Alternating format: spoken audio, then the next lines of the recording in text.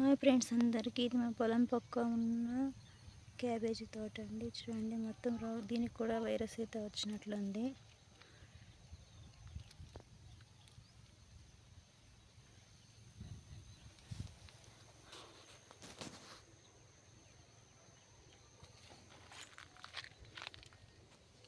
చూడండి, ఏ పంట కూడా సరిగా అయితే రావట్లేదు. ఎలా అండి రైతు బాగుపడేది?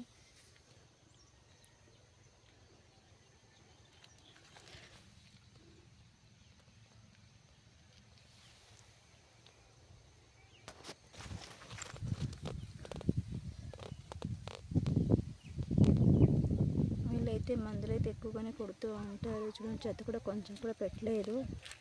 మొత్తం తోట అయితే క్లీన్గా ఉంది. అయినా కూడా ఏదో రోగం అయితే వచ్చేసింది.